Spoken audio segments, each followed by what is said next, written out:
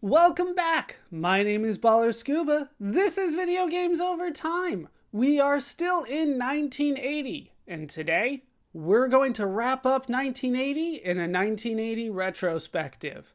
For those of you that have not seen one of these before, didn't see, well, the last one. This is going to be a much more casual video. It's just going to be me talking to the camera the whole time. We're going to talk about some of the larger things that are going on in the video game industry, some behind the scenes stuff for the channel. We're going to give out some awards. We're going to hear from patrons, things like that. We're going to kind of go off script on this one. I do have notes. I have a control. I have my phone. We'll need that for patrons later. And my dog. My dog will probably not make an appearance, but you never know. It's a dog. You never know. Huh, Ruby? She's too tired. All right, so let's start with some behind-the-scenes stuff that's kind of been going on behind the scenes on the channel in particular. The first note that I have here is for the cut video games. The cut video games, those are games that I wanted to do a full video on, or at least I thought about doing a full video on, and then for whatever reason I had to abandon that, and they just kind of became honorable mentions. There were 3 this time. There's kind of always a couple. There were 3 that, for one reason or another, we'll get into the specifics. They ended up being honorable mentions. I didn't do a full video, a full playthrough of those games. The first one was Phoenix. Phoenix was an interesting game. A lot of people seem to love it in the shooter fandom, kind of like that genre of video games. It's basically a fixed shooter, right, where you control the spaceship and you destroy a whole bunch of birds, and then you destroy the mothership. And that's kind of what the game's known for, is that mothership, the idea of a boss in a fixed shooter game, a space shooter. I believe it's in space. There are birds, though. It's a weird game. There were a couple of reasons why I ended up not doing a full video on it. The first one was that the game is really hard. I tried playing it for a bit, and I lasted about like 20-30 seconds every time. I'm like, well, this isn't going to be fun for anybody to watch. But number 2, the information on it is severely lacking. If you thought I had little information for Rally X, you should see what I had for Phoenix. I can tell you who published Phoenix, but if memory serves me right, I couldn't even tell you the name of the company that made the game. Like, there's so little information about that game out there. And then number 3, I felt like we were doing enough shooters. It felt like we were doing plenty of those. So for kind of all those reasons, I ended up cutting it. But it does have a cult following, so if you are a fan of shooters, I would check it out. See if it's any fun for you. See if you do better than I do in the game. Those birds move very quickly. They're very large, but you can only hit them on their stomach type thing. It's a weird one. The second game is Wizard of War. That was a game that we mentioned. That was a game that I thought that I wanted to do. It seemed like a game that I've heard people talk about before. But once again, a couple reasons why I didn't do it. It felt like halfway between Pac-Man and Berserk to me, with kind of the maze concept and you shooting everybody else. It didn't seem particularly special. It just felt kind of like splitting the middle between the two. And so even though it's a good game, without it didn't really stand out to me, I guess. The main thing that made it stand out is the 2-player concept, and that's not necessarily something that I can recreate, is this idea of, are you going to play against each other? Or are you going to cooperate? And if you cooperate, you can get a high score like you wouldn't believe. Just position yourself in a corner, shoot each direction, and you'll be good. You can't really lose that way if you time everything right. And that was another reason why I kind of just went, oh, well, maybe this isn't as good as I think.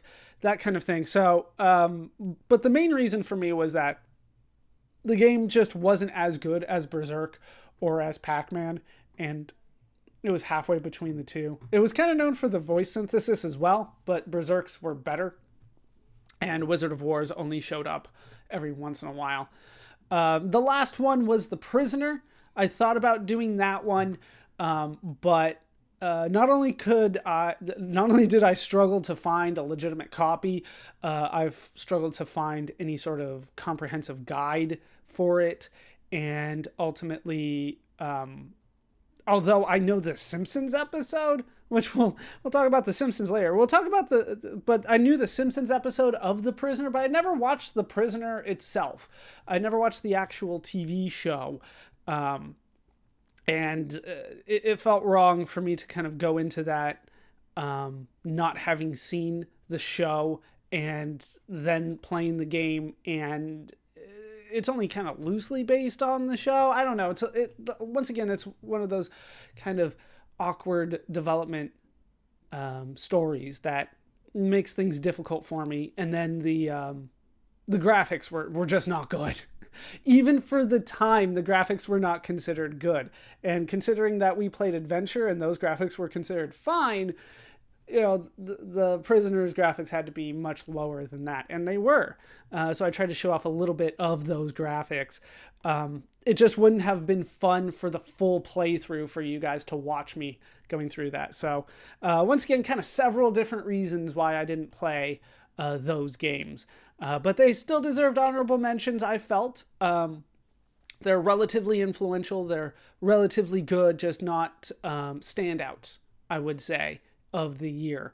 But the original plan was to play those.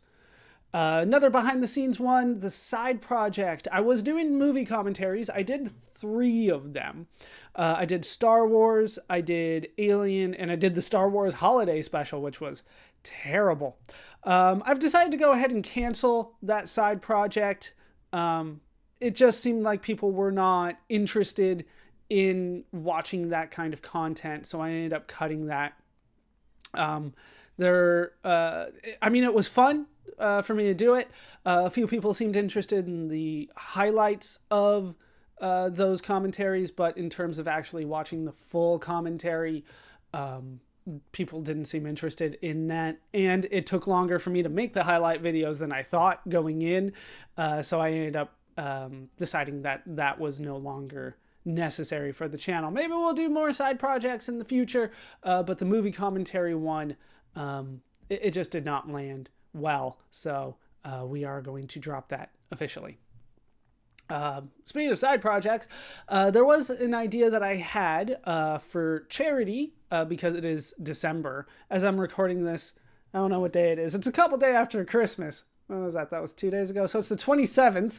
I was planning on doing a charity stream for Thankmas. There was kind of a big YouTuber thing kind of going around, and I thought I could participate in that. The plan was for me to play Rogue a few times and see how far I could get. Ultimately, though, I just ran out of time, didn't have time to sit down and stream Rogue for a couple hours for charity. But, if you guys are interested in donating, I'm sure donations are still up. I believe it was a food bank style charity. I don't remember the name of it off the top of my head. But it was to make sure that everybody had food. And that is important. And I was going to match contributions up to a certain amount that I hadn't decided yet. But we might stream in the future. We might stream for charity in the future. It just kind of depends on my schedule and things like that. But that was something that I had thought of doing. So yeah, that's pretty much the end of that. We might return to that. That might be the side project, is to start doing streams of some of the games that I have done, especially something like Rogue, where, you can keep going and it doesn't necessarily change anything of the video, where you can just kind of play the game over and over again as a roguelike, and it doesn't change the impact of what I did in my video at all. That was a great game to do for the stream. We'll see if I can get another game soon that would work similarly to that. Yes. Okay. So my note here says talk about personal experiences versus shown experiences in the videos. So basically, there was a comment that I got. I'll talk a little bit more about that in a bit. But I do want to emphasize the point that when I play a game now, I can't really recreate the original experience. I can try, I can play the original game. I can try to do it similarly to people that originally played the game when it first came out, but ultimately I'm not going to be able to recreate the experience from beginning to end. It's something that can't be replicated. Particularly when it comes to arcade games. For instance, Battlezone. We talked a little bit about Battlezone. It had this visor. You would put your head in the visor and you would be immersed in the tank. That was the idea. You would drive around the tank and you would just be able to look through the visor and you could see the enemy and turn and all that kind of stuff. I can't recreate that experience. I don't have the arcade machine. And even if I did, I couldn't show it to you in a video. The original arcade experience is one that I can't replicate on YouTube. That's not really something that I can do. But it's not just things like that. I can't recreate the arcade experience either. For instance, Pac-Man. Pac-Man is available everywhere. Like, well, if you go to an arcade and you go to a good arcade, they're going to have a Pac-Man there of some sort. And we'll talk about the different versions later. But I can sit down and I can play Pac-Man on the arcade. However, that still does not really recreate the experience of playing it when it came out in 1980. I can't recreate the experience of sitting there with your friends, them cheering you on, you trying to figure out the game. I can't recreate that because I know how Pac-Man plays. And I have played it before. So that first experience, that original experience, it's something that is kind of unique to the time and is gone. And I can try to make things close to that. I can try to play the game in the original format, but that side experience is something that is kind of unique.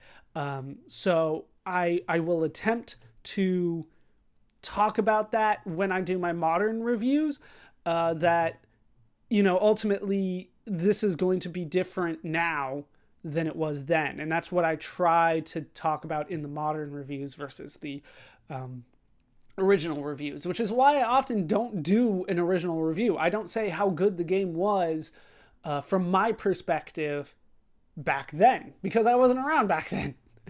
So I kind of talk about what the audience said at the time, what the critics said at the time, but I can't really recreate the experience, and so things are going to be different than they originally were, and that's just kind of how the channel is set up. That's how life is set up. I can't recreate things. I can't go back. I can only try to replicate as best as I can. With that said, the comment in particular was talking about the text adventure games, which I purposely left out of my little explanation there. With the text adventure games, I do have guides. I refuse to play these games without knowing what I'm doing. And the reason for that is because these games are pretty much impossible without a guide. And this comment was basically saying that I wasn't emphasizing that enough, that I was, by just putting in the answer and saying, I don't know how you're supposed to get this answer, I'm not emphasizing enough the difficulty of these games, that these games are practically impossible the first time that you played it, and that I was taken away from the experience of playing the game, where you sat down, you played for like a half hour, you got stuck, you got frustrated, you turned it off, you left, you came back a month later and tried again, got stuck at the same spot and left. Next thing you know, it's a year in and you're still not done with the game. To be honest, I don't want to recreate that experience. That's much more frustrating. And although that victory of finally getting through it is very cathartic, I don't think you guys want to watch me go through that experience either. So when I'm playing the games, My goal is to showcase it, not necessarily in the best light, but I want to show it for what it is. So maybe I should emphasize more that these puzzles are almost impossible to solve. There's no clues along the way. It's just kind of random. There's no hints. And of course, there's no internet at the time for you to go look up the answer. So it's just something that is kind of in the back of my mind, that this is difficult and perhaps it's not coming across as well as it should. But based on other comments that I've gotten, people are aware that these puzzles are not necessarily puzzles. Like, they're just obstacles, they're barriers, they're walls that prevent you from moving forward unless you can guess the right answer. And guess is the proper word for it, because that is, there's no clues there. It's just guess and check. Just try something. If it doesn't work, try something else. And that's how you solve a lot of these puzzles or mazes or, what have you in these games. So that's all I'm going to say about that. That went on way longer than I thought it was going to. So let's move on to the last behind the scenes thing, which is something that you guys did see. I did have to split Zork. Zork is a long game, and I kind of got not necessarily tired, but I had hit a spot where I was like, okay, how much longer is left in the game? All right, we will stop there. And we will, I had to make sure I was still recording, and we will return to it another day. And so I split the video into two. That is going to be something that I'm going to be doing in the future more often. The games are going to get longer. I'm going to not be able to beat them in a single sitting. And if I did, it wouldn't be enjoyable for me, and it probably wouldn't be enjoyable for you either. I have seen somebody recently sit down for 12 hours and beat a game. I'm not one of those people. I can last about 2 hours total. And then of course there's going to be lead up beforehand. So in the future, we will start splitting these games up into multiple videos. My plan is to do the first video where I do the intro, then we'll get into the game. When basically I feel that I am at a good stopping point, I'll stop, and then I'll do a whole game or a whole session, probably maybe multiple sessions, where I'm doing nothing but playing the game. And then once we are done, I will end it and then wrap up the video the way that we have been doing. It just might be split into multiple videos. My plan is to do it one video per session, should that happen. When it happens, we might have a couple in 1981. So I'm thinking of those games in particular. Not entirely sure how long it's going to take me to beat those, but that is going to be the format for these longer games. Arcade games, of course, there's not going to be that because the games are short, but for these computer games that we're doing, and later on when we get to the console games that are longer, we will experience the same thing, but just know that's going to be the case moving forward. All right, so that's the behind the scenes stuff. Let's talk about my personal experiences. I have the list of topics that we covered in detail in front of me. The first is The Empire Strikes Back. Now, I've seen that movie many times. It was a movie that not necessarily I grew up with. I don't remember when I first saw it by any means. It's not like a standout experience for me. But the movie is really good. I don't know if I even saw the original trilogy in order. I definitely had the big spoiler spoiled for me before I watched the movie. I remember that because I don't remember the scene as much as hearing about it much later on. I don't know what else to say about that. I will say that it's not necessarily my favorite of the trilogy because of, I would say, the damage that the second movie does to the canon of the first movie. In particular, I'm thinking the first movie scene, that the world building scene where our protagonist meets the old wiser guy that explains the world to him. if you've seen the movie, you know what I'm talking about. But that whole scene, as the franchise goes on, you can just like disregard that whole scene. Like nothing that he says there is 100% true. At best, he's being deceitful, and at worst, he's flat out lying. And this movie is kind of the start of that. So as somebody that takes a lot of pride in writing and in reading and stuff like that, from a story perspective, I have to fault the second movie for changing the first movie. But yeah, that's just kind of a side note. The second movie is still the better movie, if I'm being honest. I think I like the first one better, but the second one I can see is a better movie. Some people don't understand that, but yeah, I like it more. I like the first one more, but the second one is a quantitatively better movie. All right, moving on. Let's talk about the video games that we talked about. The first is Mystery House. Hadn't even heard of Mystery House before I started this project. We mainly talked about it because of the importance of Ken and Roberta Williams, but I hadn't played it. It was fun. I liked it. Clearly one of those adventure games that needs a guide. Pretty much all of them at this point do. Pac-Man. I've played Pac-Man so much over the years. Once again, I'm always trying to think when was the first time that I played it, and I don't remember with Pac-Man. I played it on the arcades, in the arcade several times. I played the better version that we will talk about in a couple years.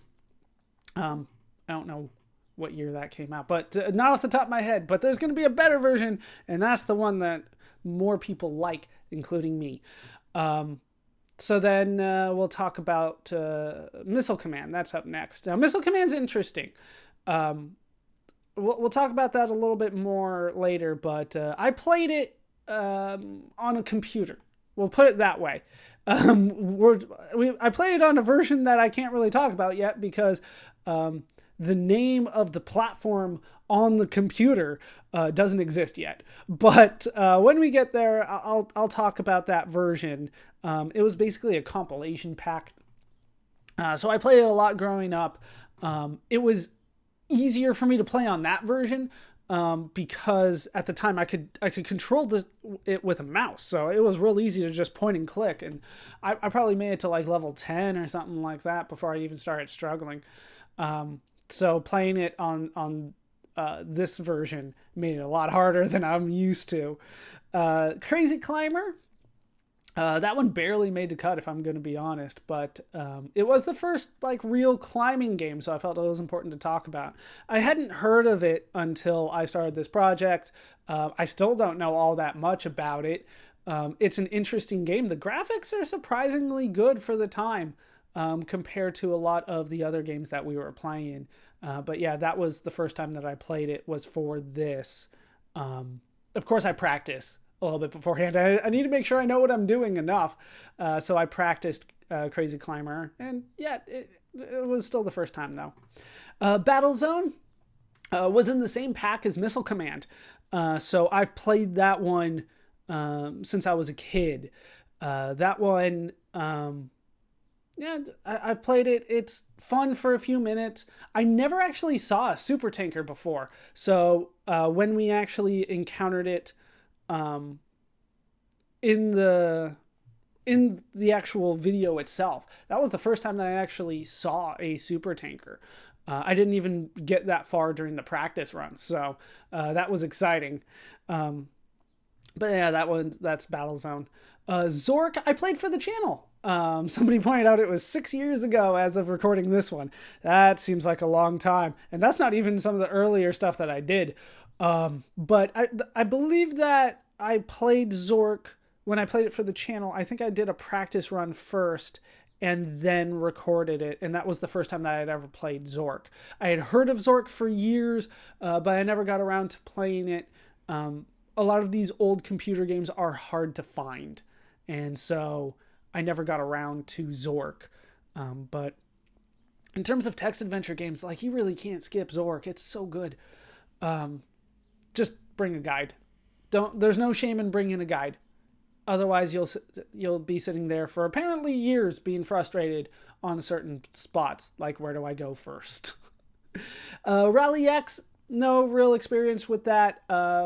Played it for the channel for this project. And practiced it for the first time a couple times before that. I mentioned it briefly in the video, but I tried to look up the world record for Rally X, and it was less than 100,000 points. And I think I got 30,000 on my first run. So I don't think that the information I found is accurate. Because if I think to myself after sitting and playing it for like 20 minutes that I could break the world record if I sat there for like an hour longer and kept going, then that can't be the world record. So I don't know what the world record is for Rally X. There's going to be a sequel that comes out, and that sequel is the one that everybody seems to want the world record for. So I don't necessarily have the information on the original. I don't know, maybe it is. I mean, it was like a forum post on Twin Galaxies, and they're the ones that keep track of these things, so who knows. Rogue. That was my first time playing Rogue, really. Full disclosure, that was the second time that I recorded it, because I wasn't happy with my first recording, and I'm not entirely happy with the second recording either. I think I can do better, but that's the way that that game works, is that you sit down, you play it, and you think I could do better. I can do better next time. But it's completely random. You just don't know what's coming your way. That game is fun. Have I played Rogue before? Not really. I think I booted it up and I couldn't find a proper guide for it at the time, like years and years ago.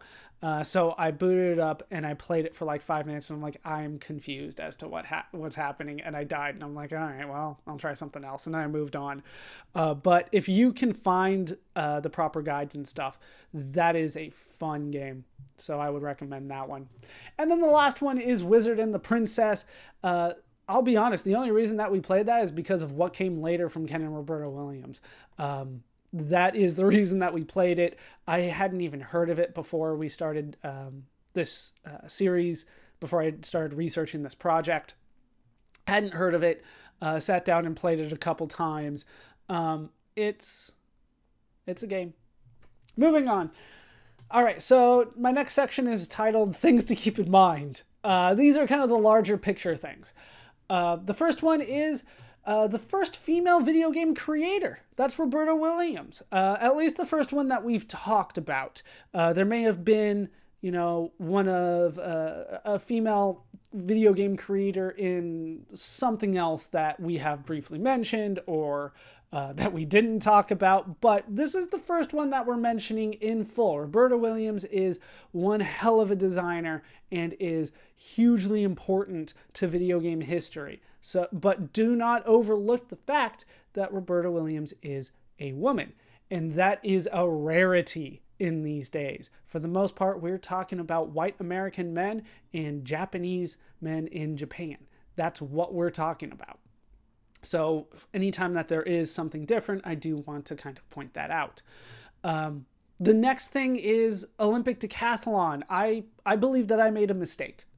And that I mentioned that the character in the game, and this part is true, the character in the game, if you are to boot up Olympic decathlon today, that character's name is still Bruce Jenner. However, Bruce Jenner is Caitlyn Jenner. And I did not point that out. Caitlyn Jenner is in the game, although the name may be Bruce back then. And still is if you boot up the game, but the person is Caitlyn. Moving on. The next thing that I want to keep in mind is that we are exploring genres that no longer exist and using names that aren't as familiar. In particular, I'm thinking about the maze game genre. That's not a genre that exists anymore. There aren't people still making maze games. Maybe on the indie scene, maybe some of those small developers are making a throwback to maze games. But in terms of genres that we talk about today, maze is not one of them.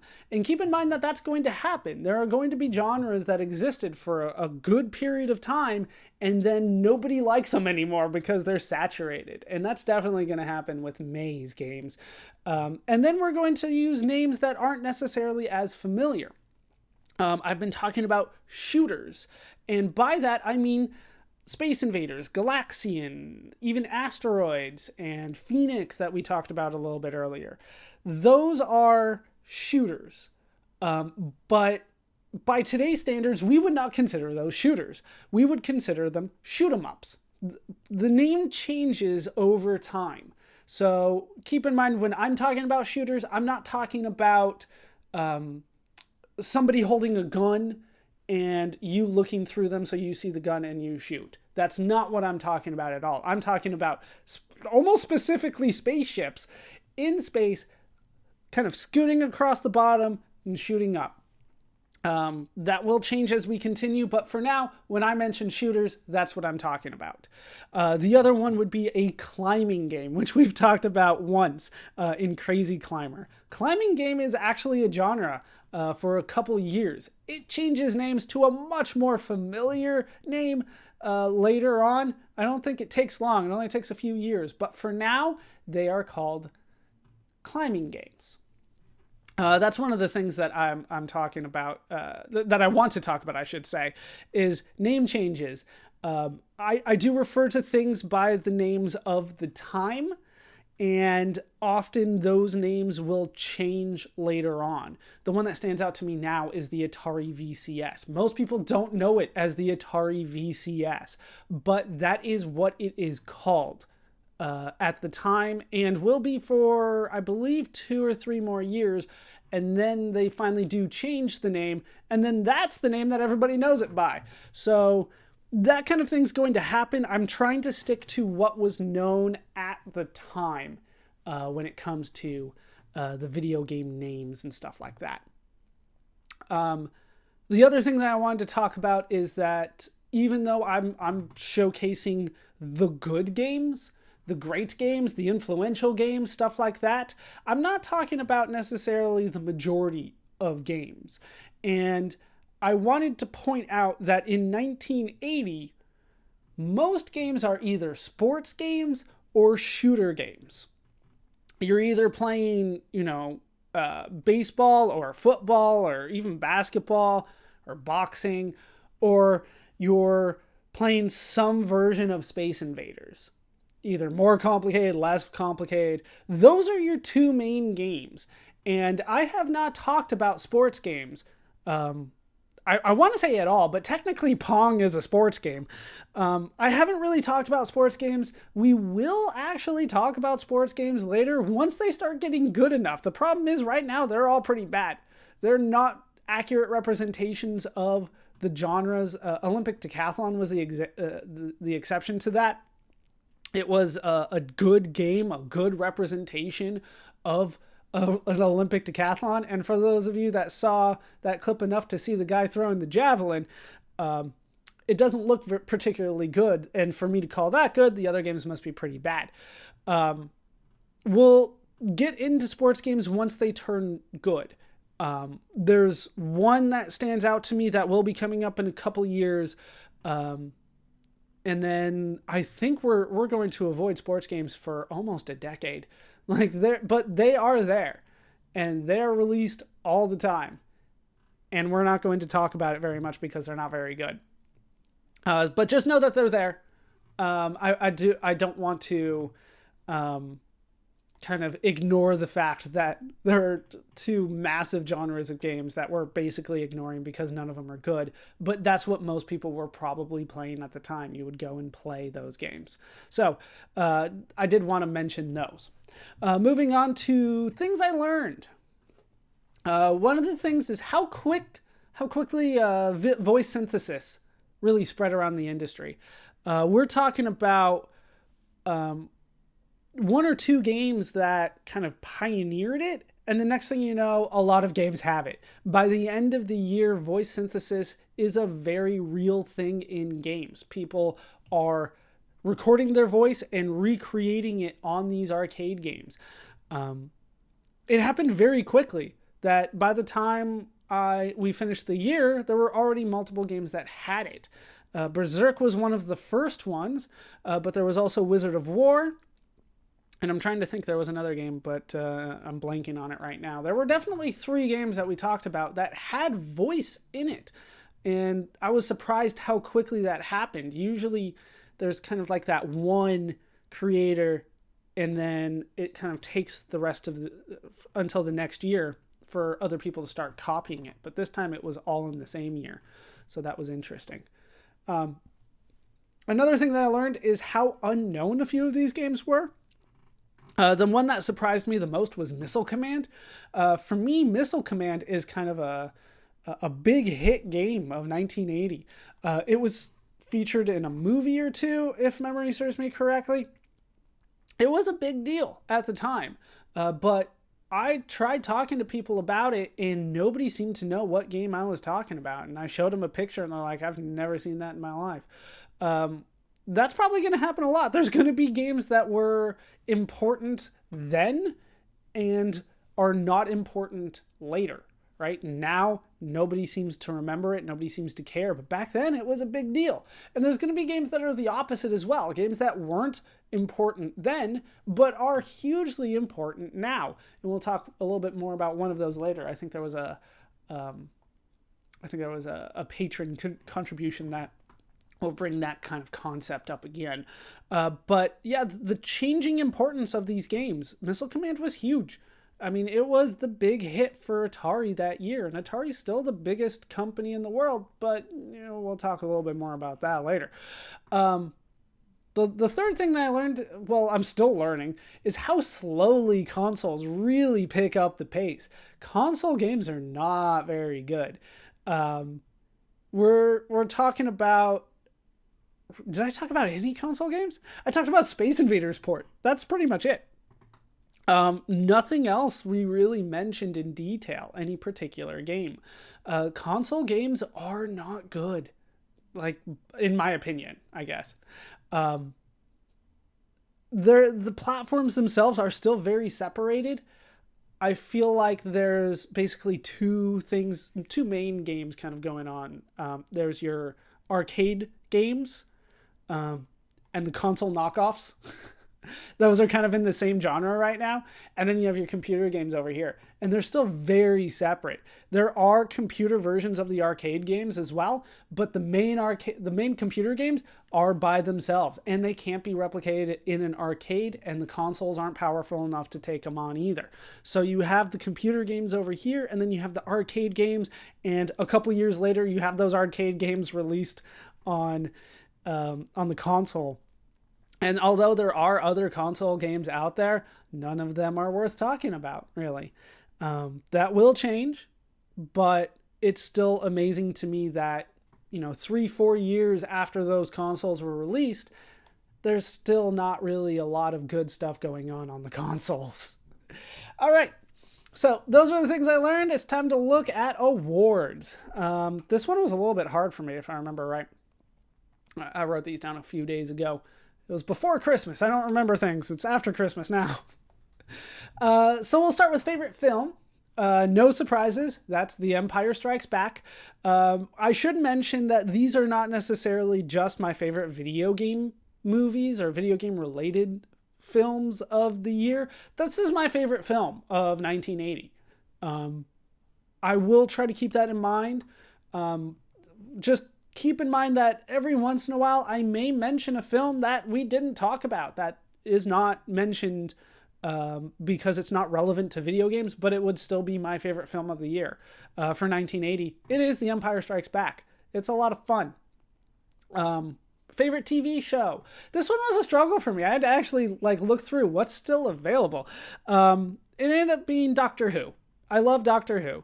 I like the new stuff more than the older stuff, to be honest. But in 1980, it is still Tom Baker as the fourth Doctor, and he's my favorite of the old Doctors. So for me, my favorite TV show that's still going on in 1980 is Doctor Who.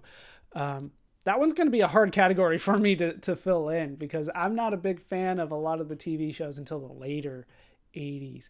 So I don't know what we're going to do with that moving forward. I don't know how often it's going to be Doctor Who, but that might be the slot for a while.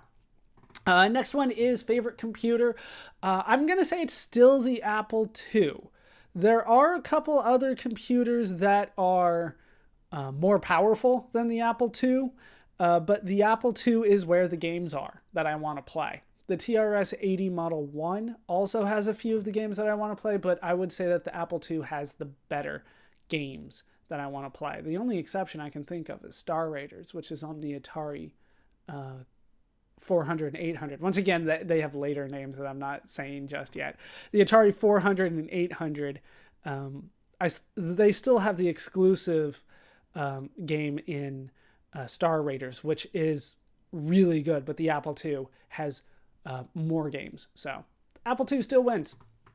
Favorite console, nothing changed. It's the Atari VCS. No surprises there. We haven't really talked about anything that would change that right now. It is by far not the most powerful console out there. The Intellivision is far more powerful, but I would rather have the Atari VCS and be able to play something that I enjoy as opposed to Intellivision and have really good graphics but not really like anything that I'm playing.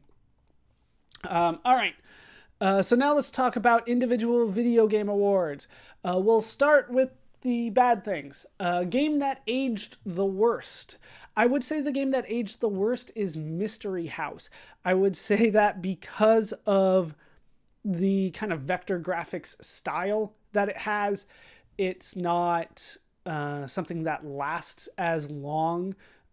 If I were to tell you that it came out in 1980, you might be like, well, okay, it looks dated for 1980. And it did look dated for 1980. This was a small couple that made the game, a small independent company that created the game. The drawings aren't particularly good. Not everything looks filled in. I would say because of the graphics, that game aged the worst. In close contention is the most disappointing game. And that would be Wizard and the Princess for me. That was the game that I had the least fun going through. That game also aged very poorly, but I would say that because of the color graphics and I would say the better drawings, it didn't age as badly as Mystery House, but it was still the game that I thought after Mystery House I would have more fun playing Wizard and the Princess, and I had less fun playing Wizard and the Princess because it didn't feel like I was actually solving puzzles. I was just doing what I needed to do to win, and there were no clues along the way. I mean, Wizard and the Princess starts with an impossible maze. That's the first thing you do, is go get lost in the desert and find the right rock on the right screen, even though all the screens look exactly the same. That's not good gameplay. That's not good design. So I would say that's the most disappointing game for me. Once again, we played it because of what comes later. That is a highly influential game for the Williams in particular. And we'll talk more about that when we get to that next game. But yeah, that one was the most disappointing for me. Most surprising game for me was Rally X. I actually had fun playing that one, a lot more fun than I thought I was going to. I can see why people thought that was going to be the breakout game of the year, that it was going to do better than Pac-Man. But ultimately, I would say Pac-Man was more fun. Rally X just kind of felt... well, the controls were a little off.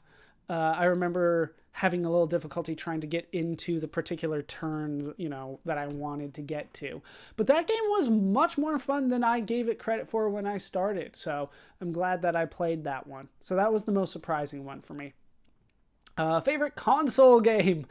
We have a very limited options here. So it's going to be the Space Invaders port for the Atari VCS. I hope this is the only time we have to talk about a port, but that would be my favorite console game of the year. The only other one that we've even mentioned that possibly came out in 1980 was Adventure, but I put that in 1979, so I don't want to bring it up again. So we'll say the Space Invaders port. It's fun. It's Space Invaders. Sure, it's a 2-year-old game, but you can play it at home for free. after you do the initial purchase. Favorite computer game. Now, this is the one that is the hardest for me to figure out. Favorite computer game. There's two, right? There's Zork and there's Rogue. And they're both really good for completely different reasons. Zork is an incredibly detailed, for the time, adventure game with a lot going on in it. It's got like its own little self-contained stories. It's a very interesting game that I had a lot of fun playing. And then you have Rogue, that is a game that, if push came to shove, would be the game that I want to play next. If I had to play any of these games again, it would be Rogue. I want to see how much further I can get along in Rogue. It's a randomly generated dungeon. Very difficult. Both of these games are very difficult. But Rogue has, the elements that I like. It's based on Dungeons and Dragons. Well, technically so is Zork, but I'm going to have to give it to Zork at the end. I think that the descriptions in the game, the fun that you have with the adventure, as long as you have a guide, makes it, I think, just slightly a better game, but not by much. Those are they're neck and neck, and, my opinion could change day to day on that. They're so close. But I'm going to have to give it to Zork. Favorite arcade game? It's going to be Pac-Man.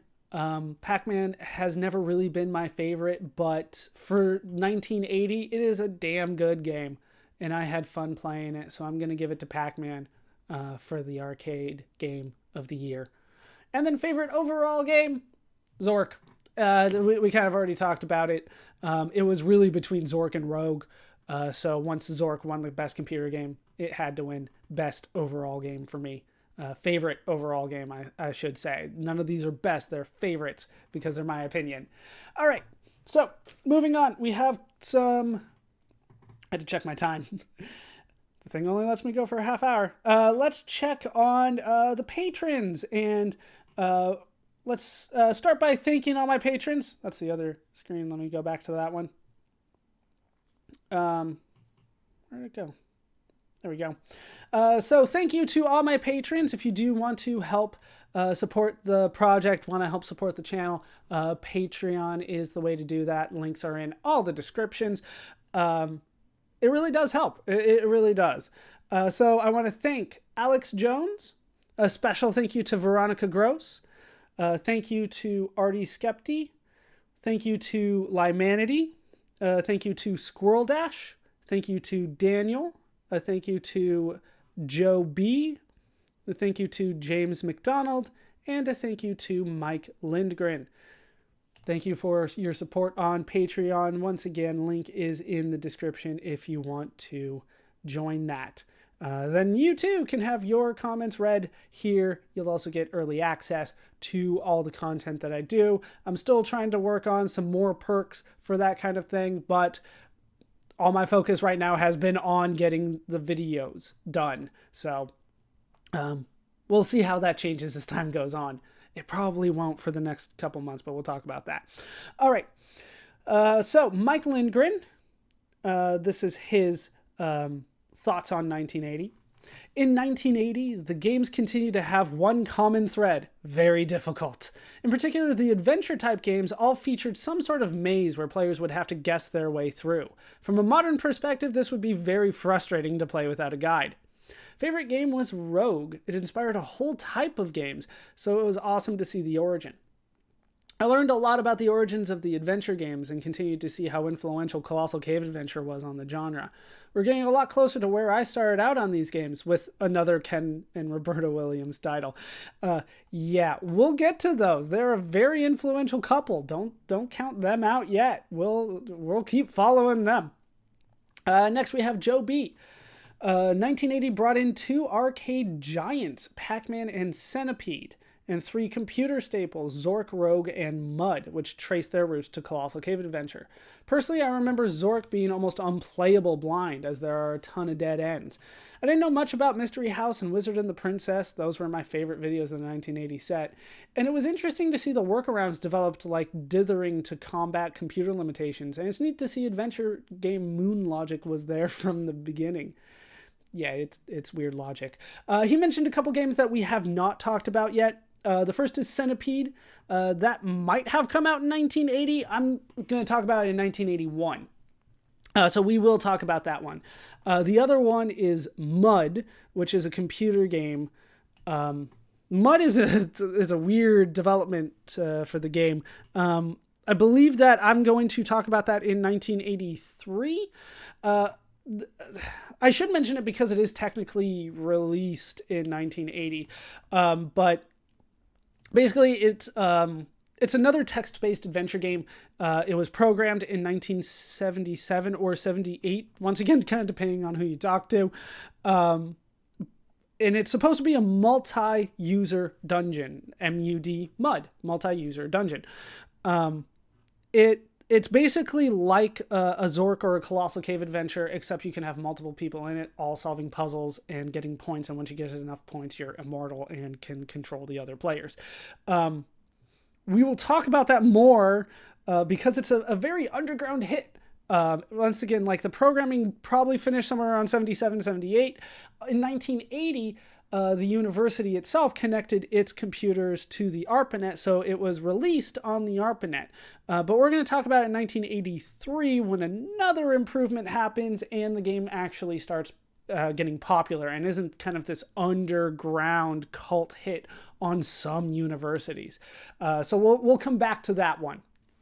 So those are the two that he mentioned that were not mentioned before, but we'll talk about them. And finally, we have Alex Jones. There were quite a few good games this year. I'm not the biggest fan of Pac-Man myself, but it cannot be denied how huge it was for the video game industry. As for my favorite game this year, it's a tough call between Zork and Rogue, but I think I'm going to have to give the edge to Rogue because of its replayability factor. This year also saw the release of The Empire Strikes Back, which I consider to be the greatest Star Wars film ever made and one of the greatest movies of all time. While home gaming was advancing somewhat, the arcades were still clearly dominant at this point. A lot more great games to look forward to in 1980, including the debut of quite possibly the most famous video game character of all time. I'm going to pretend I have no idea what he's talking about. But yeah, pretty much the same things that we have been talking about. I don't know if it's a good sign or a bad sign that you guys are thinking the same things that I am. Am I influencing you too much? We'll get to more things. In fact, let's move on to that now. Looking forward to 1981. There's going to be some stuff. There's going to be some big stuff that we're going to talk about. Once again, more games than last year. Still mostly arcade games. I don't want to give you guys an exact number because once again, I might get into the game, might start trying to do the research on the game and decide, never mind. But there's definitely going, right now, I have many more, well, not many more, but I have more games in 1981 than we did in 1980. And that's going to be a trend that continues. We're just going to have more and more games each and every year until I think we start capping out somewhere around the 30s, 30 games in a year. I don't remember what year that was, though. But there's going to be more games in 1981 than 1980. Most of them are still going to be arcade games. Arcades are where the money is right now. So it's no surprise that people develop for the arcades in particular. There are at least 2 games on my list right now that I know going in I'm going to have to split. They are going to be long games that I can't beat in a single sitting. There's 2 of them that I know of right now. So 1981 is going to take longer than 1980 as a result. And kind of the deeper dives, we're going to talk about the history of a Japanese company that we have mentioned a few times already. We're going to play a game from them, so it's worth going in depth about their history. We've put a special spotlight on them already, so it shouldn't be a surprise what that's going to be coming up. But we'll actually go into the full history, talk about the major people, the company as a whole, There's a long history. We'll skip over a lot of it, but we'll talk about the important things that have been recent for that company. We're also going to do a deep dive into 2 films. One of them is not going to be a surprise to you. That one was released in 1981, so it's not going to be a surprise. I'll mention it in the cultural context video, and then we'll do a deep dive into it. The other one might be a surprise to you, and the reason that we're going to talk about this now is because we're going to play a game that is heavily inspired by that game, by that movie, by that film. But the film is very old. Very, very old. Even by, the standards of 1981, that movie is old. So we will talk about this old movie. We'll talk about kind of the franchise as a whole. And we'll talk about the influence that it had in video games as a whole. So, yeah, there's a lot to look forward to in 1981. I hope you guys do enjoy it. I hope you enjoyed all the content that we have talked about to this point. I hope you will continue in the future. Let me know your experiences with these games. Let me know what your thoughts are in the game. And if you want me to mention them in the channel itself or on these videos itself, feel free to join the Patreon and I will read your comments on the air. I shouldn't say will. I might. I may. I probably will. But there's always going to be somebody that throws in some troll stuff that I will skip. That hasn't happened yet, but I always have to think about that in the back of my mind. But there is a very high chance that I will read your stuff as long as it is appropriate. So feel free to join that if you want. I'm trying to think of other things I wanted to talk about. There are always things I want to talk about. But yeah, I always do want to hear you guys' personal experiences with the game. If they're different than mine, I mean, add to the conversation. We're here to talk about the video games. There's not one right way to play video games. There's better ways sometimes, especially for arcade games. But I always do want to hear your stories, your experiences, your thoughts. And that is important to me. So if you guys do want to contribute, feel free to do that. I'm starting to run out of time again. So I do want to encourage you guys to leave comments, and I do read them. And we can start a conversation about the different experiences that we've had and your different thoughts on the things that we've talked about.